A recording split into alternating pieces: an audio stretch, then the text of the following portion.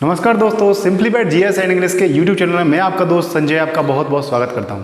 दोस्तों, कल हमने बात की थी कि लैंग्वेज क्या होती है, ग्रामर क्या चीज़ होती है और सेंटेंस क्या चीज़ होती है। दोस्तों, साथ ही साथ हमने पढ़ा था कि सेंटेंस जो है वो अर्थ की दृष्टि से कितने प्रकार के होते हैं और रचना की दृष्टि से कितने प्रकार के होते हैं। अर्थ की दृष्टि से वाक्य 7 प्रकार के होते हैं: affirmative sentence, negative sentence, interrogative sentence, interrogative negative sentence, optative sentence, exclamatory sentence और इंपरेटिव सेंटेंस। और आपकी रचना की दृष्टि जो है वो आपका सिंपल सेंटेंस, कंपाउंड सेंटेंस और आपका कॉम्प्लेक्स सेंटेंस। दोस्तों, ये जो चीज़ हमने पढ़ी थी, अब आज हम थोड़ा सा वाक्य के जो प्रकार होते हैं अर्थ की दृष्टि से, उनको क्या नाम से टेबल के माध्यम से पढ़ने जा रहे हैं। तो देखिए दोस्तों, वो टेबल क्या है, जल्दी से देख लीजिए आप।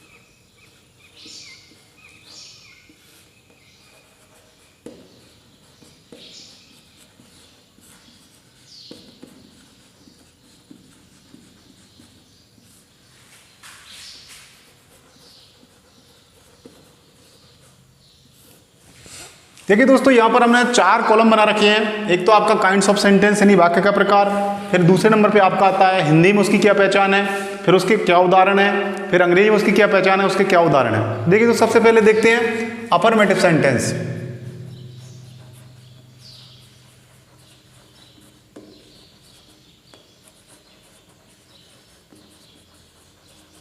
अफर्मेटिव सेंटेंस की हिंदी में पहचान है, साधारण सा अर्थ होगा उसका, या सिंपल मीनिंग कह सकते हैं आप। उदाहरण क्या रहेगा, जैसे वह जा रहा है, वह जा रहा है। अंग्रेजी में उसकी क्या पहचान रहेगी, सिंपल मीनिंग रहेगा।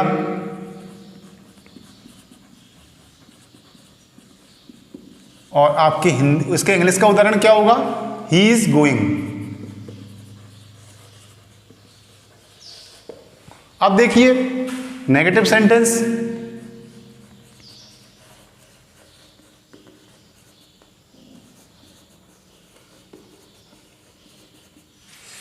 इसकी पहचान वाक्य में नहीं शब्द का प्रयोग,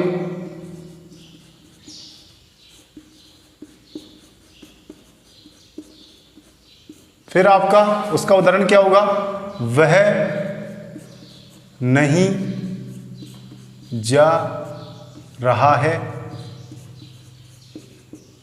इसका इंग्लिश में यूज ऑफ नॉट यानी नॉट का प्रयोग आपको वाक्य मिलेगा, इससे आप पहचान लेंगे। और इंग्लिश का एक उदाहरण देख लीजिए, ही इज नॉट गोइंग। फिर देखिए अगला सेंटेंस आपका इंट्रोगेटिव।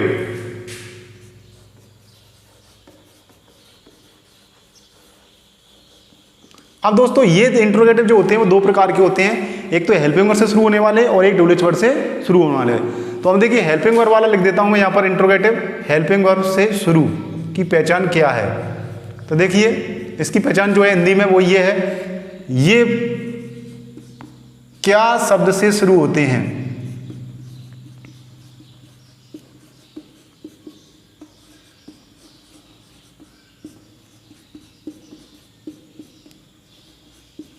इसका उदाहरण क्या है हिंदी में, क्या वह जा रहा है। इंग्लिश में इसका वाक्य जो है वो हेल्पिंग वर्ड से शुरू होगा।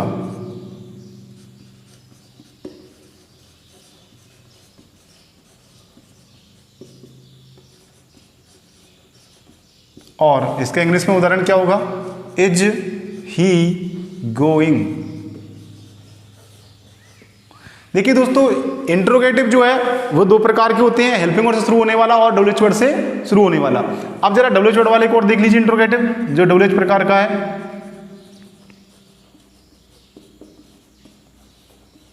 उसकी क्या पहचान है? वाक्य के बीच में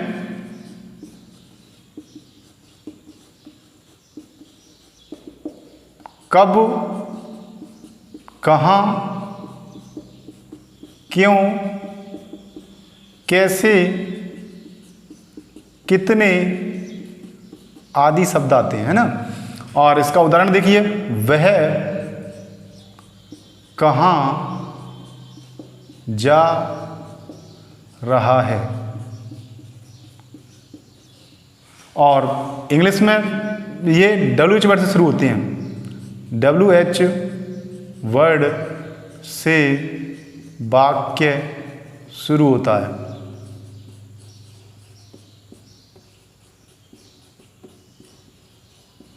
और इसका इंग्लिश उदाहरण देखिए, वेयर इज ही गोइंग। इस तरह से दोस्तों आपका ये इंट्रोगेटिव जो दो प्रकार का हुआ, हेल्पिंग वर्ड से शुरू होने वाला और डब्ल्यूएच वर्ड से शुरू होने वाला। दोस्तों उसको थोड़ा सा लाइनिंग में कर लेते हैं, जिससे कि ये आपको थोड़ा सा क्लियर रहेगा। देखिए यहां पर हमने ये लाइनिंग कर दी है।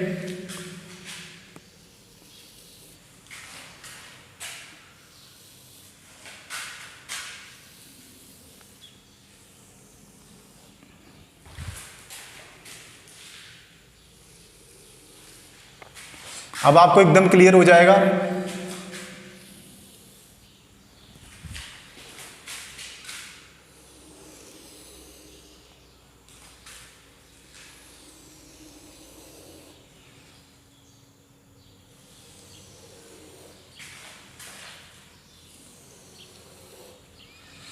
अब देखिए इंट्रोगेटिव नेगेटिव का उदाहरण और ले लेते हैं यहां पर।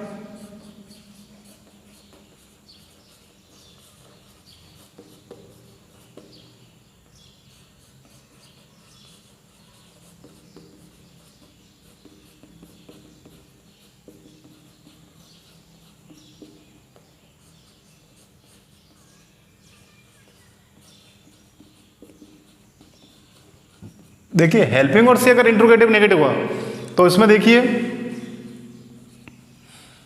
वाक्य के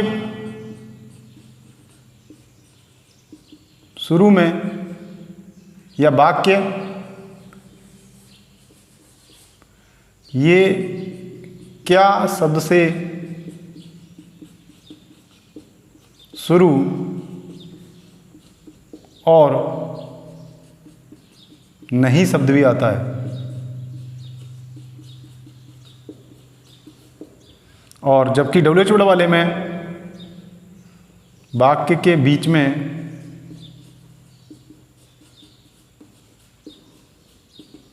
कहाँ, क्यों, कब, कैसे के साथ नहीं शब्द।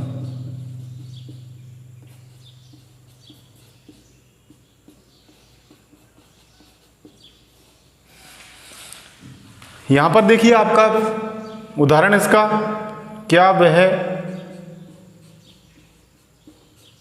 नहीं जा रहा है।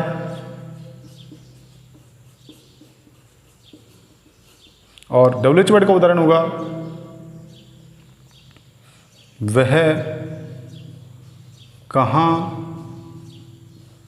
नहीं जा रहा है।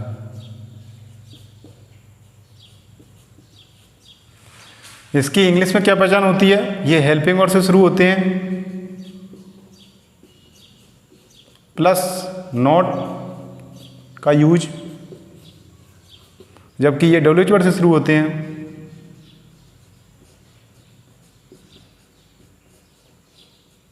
प्लस नॉट का यूज होता है। इसके अलावा जो आपका हेल्पिंग वर्ड से शुरू होता है उससे इंट्रोगेटिव नेगेटिव का एग्जांपल देख लीजिए, इज ही नॉट गोइंग, और इसका बनेगा where is he not going. तो देखिए दोस्तों, बोर्ड पर आप अच्छी तरह से देख पा रहे हैं। अब हम एक बार इनको दोबारा से एक्सप्लेन कर देते हैं। बोर्ड पर आप समझिए, यहाँ पर बोर्ड पर लिखा हुआ है काइंड्स ऑफ सेंटेंस, यानी वाक्य के प्रकार, फिर लिखा हुआ है उसकी हिंदी में पहचान, फिर इसका हिंदी में उदाहरण, फिर अंग्रेजी में पहचान और फिर इसका अंग्रेजी में उदाहरण। दोस्तों एक बार इसको थोड़ा सा लाइनिंग करके और क्लियर कर देते हैं। देखिए अफर्मेटिव सेंटेंस,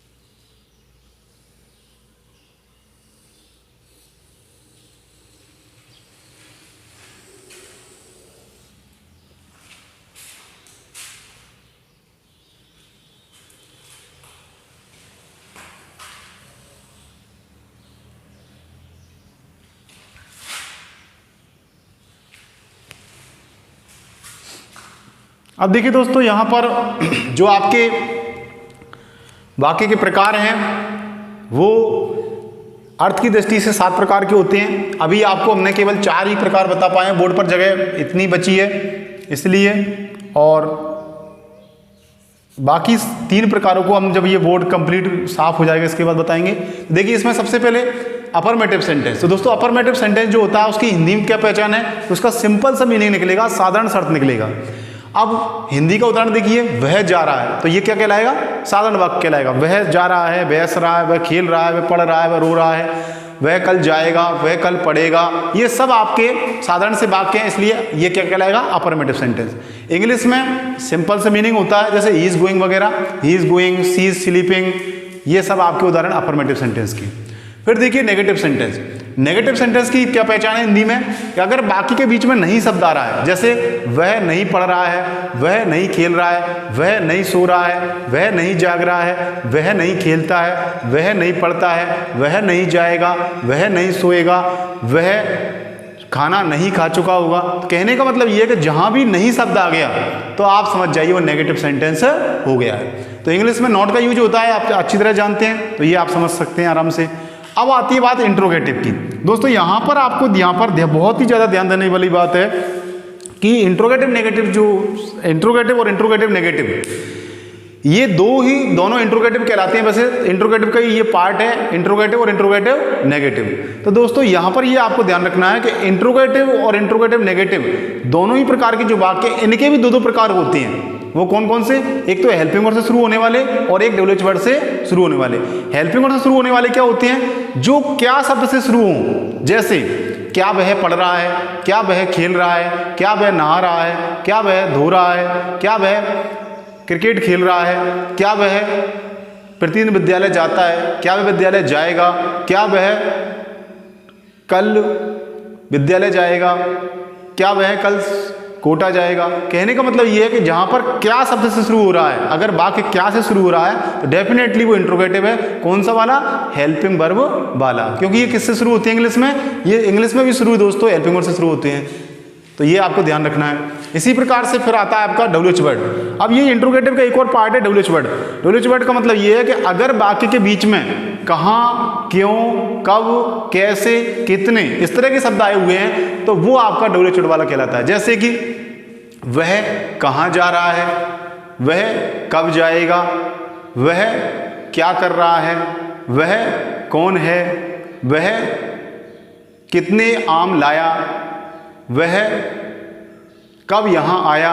तो वाक्य के बीच में कहाँ, क्यों, कब, कैसे, कितने, अगर इस तरह के शब्द आए हुए हैं तो वो वाक्य डब्ल्यूएच वर्ड वाला इंट्रोगेटिव कहलाता है। अब इसकी इंग्लिश में क्या पहचान है, इंग्लिश में ये पहचान है, इस प्रकार के वाक्य जो होते हैं वो सबसे पहले डब्ल्यूएच वर्ड से शुरू होते हैं। तो ये आप उदाहरण देख लीजिए बोर्ड पर। इसके बाद आता है आपका इंट्रोगेटिव नेगेटिव। तो दोस्तों जिस प्रकार से आपका इंट्रोगेटिव जो है 2 प्रकार का होता है, उसी प्रकार से इंट्रोगेटिव नेगेटिव भी 2 प्रकार का होता है, हेल्पिंग वर्ड से शुरू होने वाला और WH वर्ड से शुरू होने वाला। अब वही पहचान है, अगर किसी वाक्य में क्या शब्द आया है और साथ ही साथ उसके साथ नहीं शब्द भी आ गया तो वो आपका हेल्पिंग वर्ड वाला इंट्रोगेटिव नेगेटिव कहलाएगा। जैसे कि क्या वह नहीं पढ़ रहा है, क्या वह नहीं खेल रहा है, क्या वह नहीं सोता है, क्या वह नहीं जागता है, क्या वह वहाँ नहीं जाता है, क्या वह वहाँ नहीं जाएगा, क्या वह कल नहीं खेलेगा, क्या वह खाना नहीं खा चुका होगा।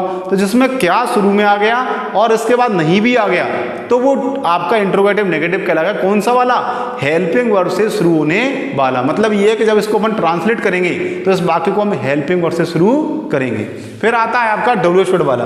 दोस्तों WH वर्ड वाला जो है उसमें आपको ध्यान देना है कि ऐसा वाक्य जिसमें वाक्य के बीच में कहाँ, क्यों, कैसे, कब, कितने, क्या, अगर इस तरह के शब्द बीच में आ रहे हैं, कहाँ, क्यों, कैसे, कब, कितने, अगर ये बीच में आ रहे हैं दोस्तों तो वो WH वर्ड वाला इंट्रोगेटिव कहलाएगा। अगर उसमें नहीं भी आ गया तो WH वर्ड वाला इंट्रोगेटिव नेगेटिव कहलाएगा। जैसे क्या वह, क्षमा करें, वह कहाँ नहीं जा रहा है, वह आज क्यों नहीं आया, वह कल क्यों नहीं गया, वह कल क्यों नहीं जाएगा, वह कल क्या नहीं कर रहा था। तो जिसमें आपके WH वर्ड भी आ जाए और नहीं भी आ जाए तो वो आपका WH वर्ड वाला इंट्रोगेटिव नेगेटिव कहलाता है। और इंग्लिश में ये WH वर्ड से शुरू होते हैं और नॉट का प्रयोग भी बीच में होता है। दोस्तों आप इस बोर्ड पर अच्छी तरह से समझ सकते हैं। आपको हिंदी में भी पहचान बता रखी है, इंग्लिश में भी पहचान बता रखी है और आपको एग्जाम्पल भी दे रखे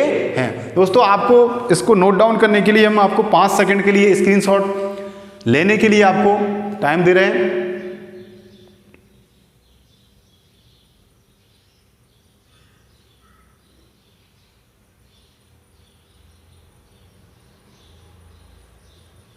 उम्मीद है आपने स्क्रीनशॉट ले लिया होगा दोस्तों। अब हम थोड़ा सा बोर्ड को साफ कर रहे हैं क्योंकि बाकी के 3 प्रकार और बाकी हैं, उनको देख लीजिए।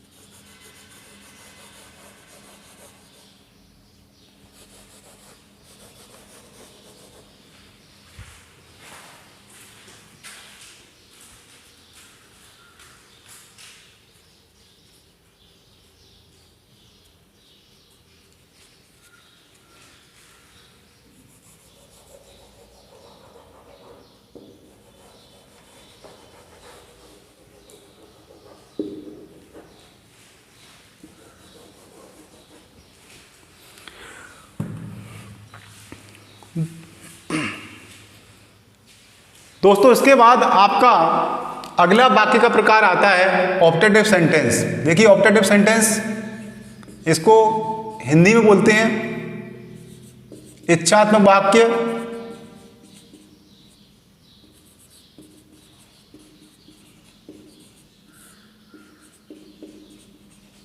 और हिंदी में इसकी क्या पहचान है दोस्तों, इसमें कोई शुभकामना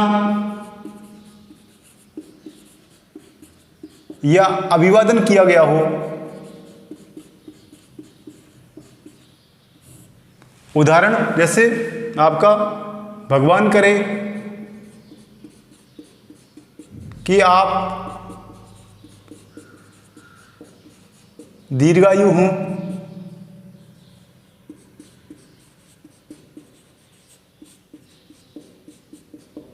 अंग्रेजी में क्या पहचान रहती है, वाक्य शुरू में जैसे आपका मे से प्रारंभ होता है,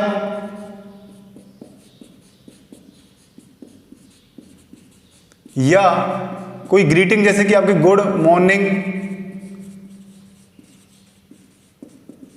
हैप्पी बर्थडे, इस प्रकार का आपका एक्सप्रेशन रहते हैं इसमें। अब इसका एक उदाहरण लीजिए, इंग्लिश में आपका may God bless you, may you in pass in the exam.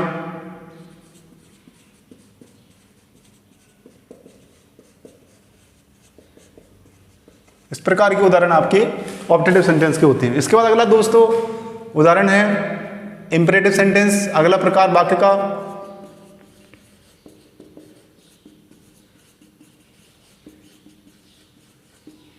इसको हिंदी में बोलते हैं आज्ञार्थक वाक्य।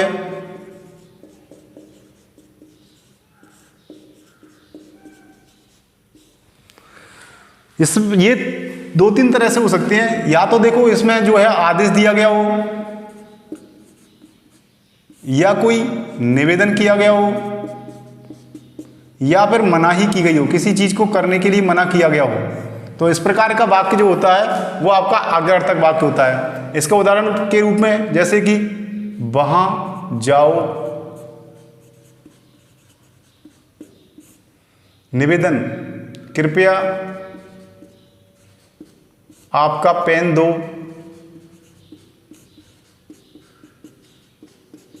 मनाही वहां मत जाओ।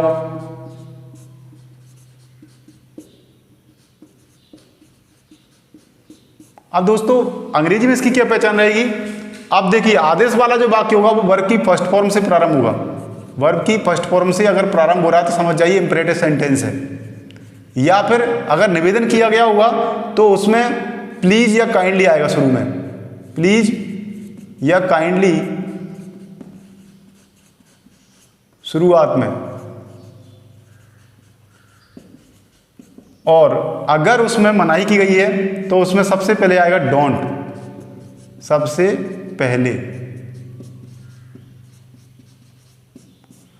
अब इसी प्रकार से दोस्तों इनके एग्जांपल देख लीजिए, क्रियाई फर्स्ट फॉर्म वाला एग्जांपल जैसे open the door,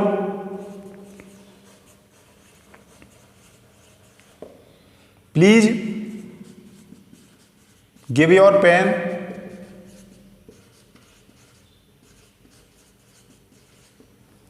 don't shut the door. ये आपके इंपरेटिव के उदाहरण हो गए। इसके बाद देखिए एक्सक्लेमेटरी सेंटेंस दोस्तों।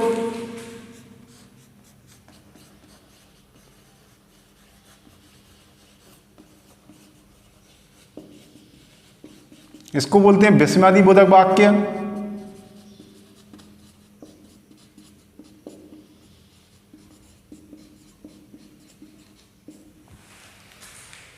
इसमें देखिए खुशी,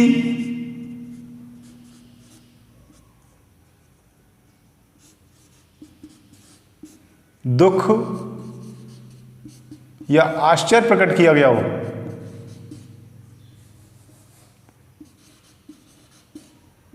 जैसे कि आहा मैं पास हो गया, ये क्या है, खुशी है। दुख, अरे वह फेल हो गया। ये क्या है? दुख और आश्चर्य। ओ कितना सुंदर बगीचा है। तो ये उदाहरण आपके हो गए खुशी दुख आश्चर्य के। तो इसी को खुशी दुख आश्चर्य को इंग्लिश में कैसे पहचानेंगे? अगर वाक्य में आहा आया है या ओ आया है या हुर्रे आया है, दोस्तों इनमें एक्सक्लेमेटरी साइन भी होता है, इस प्रकार का चिन्ह लगा रहता है, इससे भी आप पहचान सकते हैं, इससे वाक्य प्रारंभ होते हैं। और देखिए इसके एग्जाम्पल, आहा, I have passed,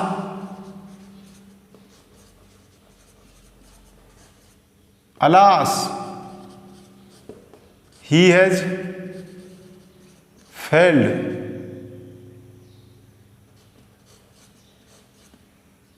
oh what a beautiful,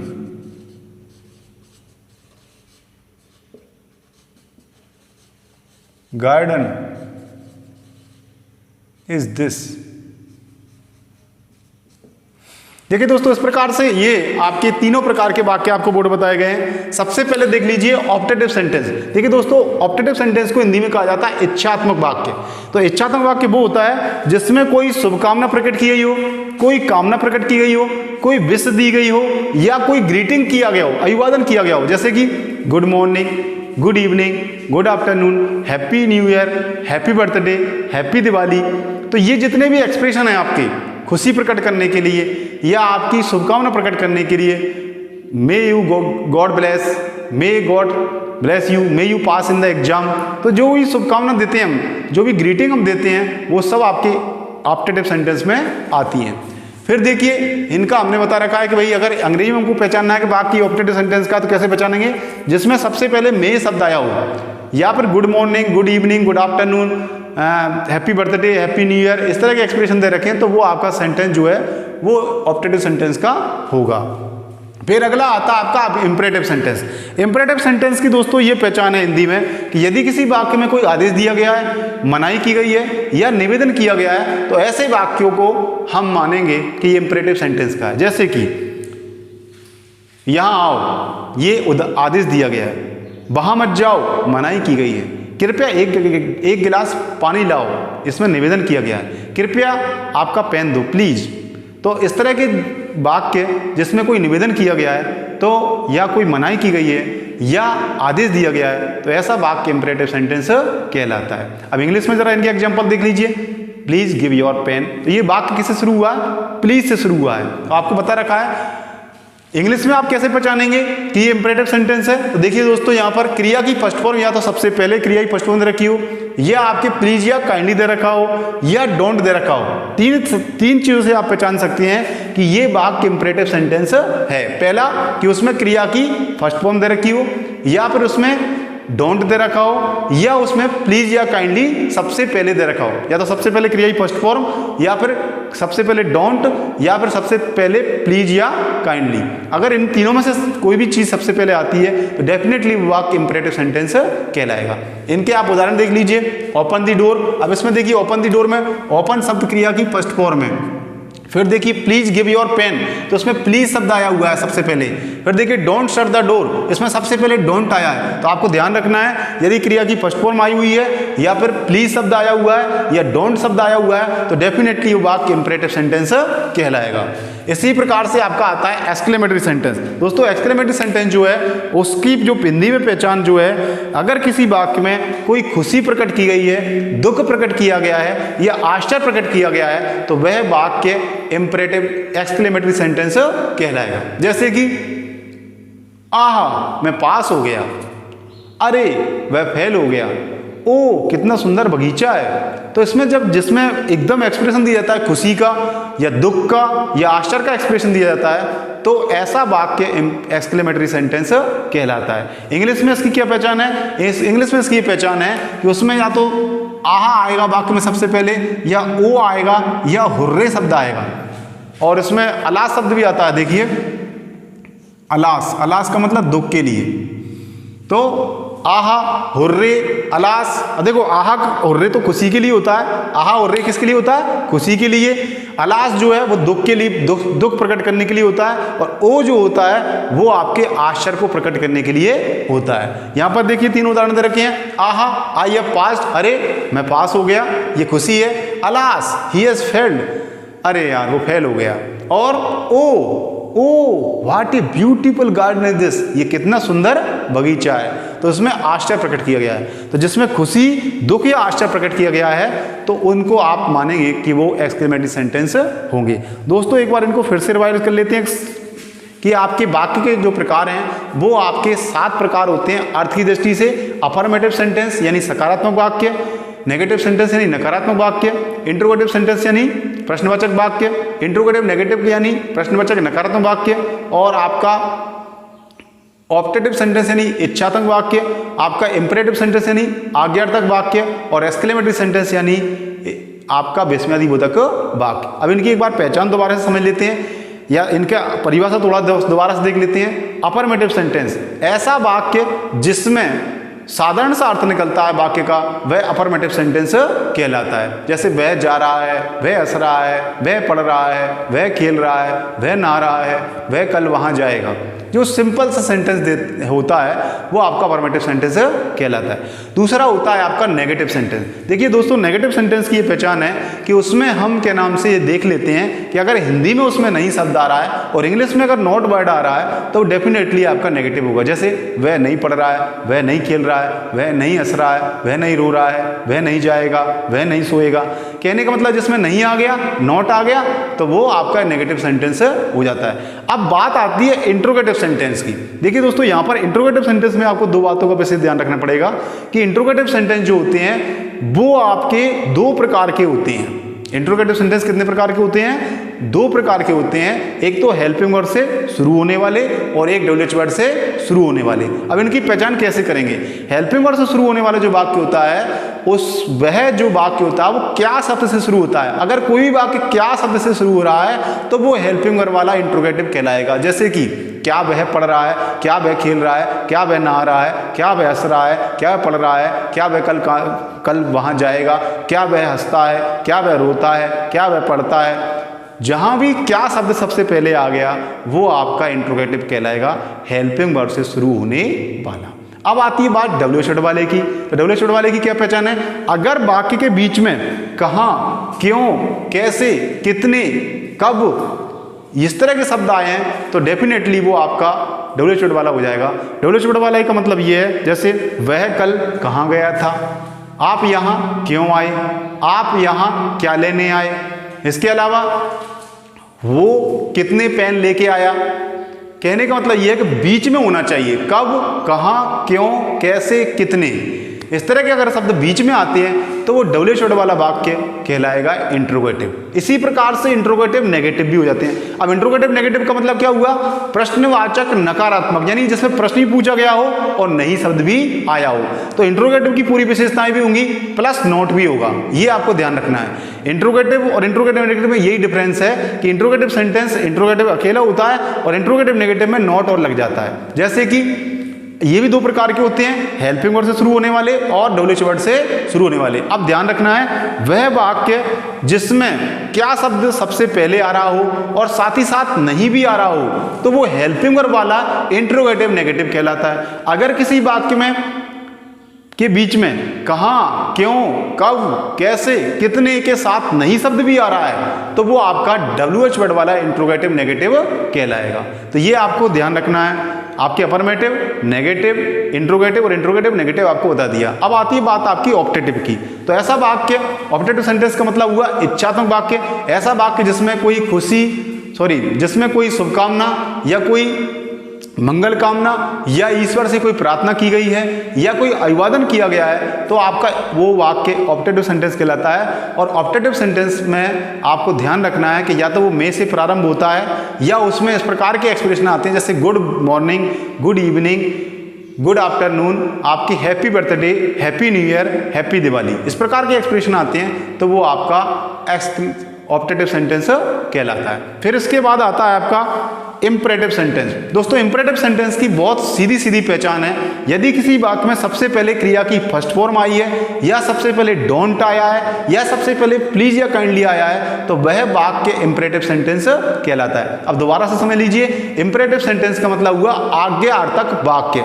ऐसा वाक्य जिसमें कोई आदेश दिया गया हो, या निवेदन किया गया हो, या मनाही की गई हो, तो इस प्रकार का वाक्य जो होता है वो आपका इम्परेटिव सेंटेंस कहलाता है। जिसमें कोई आदेश दिया गया हो, या मनाही की गई हो, या निवेदन किया गया हो। इनकी इंग्लिश में पहचान क्या है? इसमें क्रिया की फर्स्ट फॉर्म सबसे पहले आती है, या डोंट सबसे पहले आता है, या फिर प्लीज या काइंडली सबसे पहले आता है। इसके बाद लास्ट है आपका एक्सक्लेमेटरी सेंटेंस। दोस्तों एक्सक्लेमेटरी सेंटेंस वो है जिसमें कोई खुशी, दुख या आश्चर्य प्रकट किया गया हो। यानी एक्सक्लेमेटरी सेंटेंस का मतलब ये है आश्चर्यबोधक वाक्य, यानी जिसमें कोई खुशी, दुख या आश्चर्य प्रकट किया गया हो, तो वह वाक्य एक्सक्लेमेटरी सेंटेंस कहलाता है। जैसे आहा, I have passed, alas, he has failed, hurray, I have passed.